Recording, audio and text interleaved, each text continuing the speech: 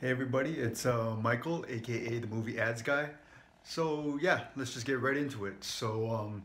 This week the biggest thing that, actually the thing that I think is the biggest thing that came out of this week was the Shaft reboot poster and the trailer that came out. So for those of you who don't know, Shaft is one of the original and one of the biggest movies to come out of the 70s grindhouse blaxploitation era, and it originally starred Richard Roundtree, and that movie had its own sequel slash reboot in I think 2000 with Samuel L. Jackson as Shaft, and now we're getting a third reboot slash sequel in which we have a teenage Shaft or like a young adult Shaft, Samuel L. Jackson's Shaft, and the original Richard Roundtree Shaft come together, and they're basically going to be a trio to go and solve crime and do whatever they do. If you haven't seen the poster, it's hilarious. The poster, the tagline is actually more Shaft than you can handle. I'm pretty surprised that they were able to get away with that on a movie poster.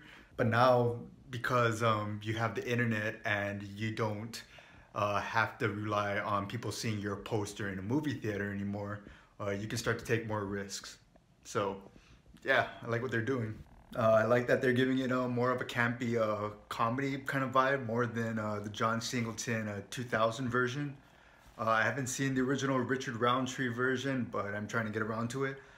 Tim Story looks like a promising director for this. If you don't know who Tim Story is, he directed Think Like a Man, and back in the 2000s, he directed the Fantastic Four and Fantastic Four: Rise of the Silver Surfer. And the thing about Tim Story with his style, if he had more guidance back then that directors do now, when they're because nowadays you have like the Marvel Cinematic Universe where you know you have people to pitch in ways to you know make the script better. You have other people on the outside to figure out a way to tie it back to the bigger MCU. If Tim Story had that kind of guidance back then, or had another universe to tie it back into back then, I think that Fantastic Four and Fantastic Four: Rise of the Silver Surfer would have had better reviews. So hopefully, this Shaft movie shows that he can still direct action, still have that talent with character and story development. And I'm hoping that the MCU will give him another chance somewhere along the way for, let's say, Guardians of the Galaxy 3 or Ant-Man and the Wasp, or like, not Ant-Man and the Wasp, but Ant-Man 3, or any franchise that I guess would be what it would help for it to be more lighthearted in tone. Hey, they have the rights to Fantastic Four again, so maybe Tim Story can try his hand at it again. Now, obviously, what Shaft is doing is a continuation of a trend that we've been seeing with the reboot slash sequel, like with Star Wars 7, Jurassic World, um, what else? Uh, Creed, that's another one. This morning, I just saw news about Terminator that they're calling the reboot version coming out in November, Terminator Dark Fate, and the first picture to come out of that was there was three women, and I think one was younger, one was kind of like a young adult, maybe like between young adult and middle age, and the other one was Linda Hamilton coming back as Sarah Connor.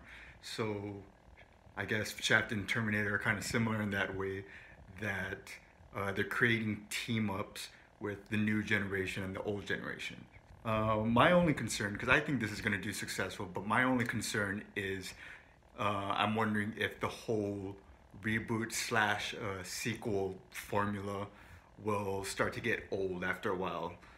Like that's my fear of when Terminator Dark Fate comes out. I wonder if by the time it comes out, people will want something new other than the old generation and the new generation teaming up. But as of right now, I like where Shaft and all these franchises are going. I'm hoping that somewhere along the way they do the same thing for Rush Hour, because that was a really popular franchise. I think could use that kind of structure when you bring in a new generation to come in with Chris Tucker and Jackie Chan. And that's where I think that's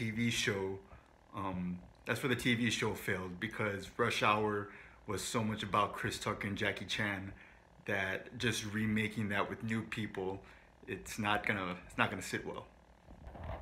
All right, that was one of my videos for this week, and look below and check out my next one.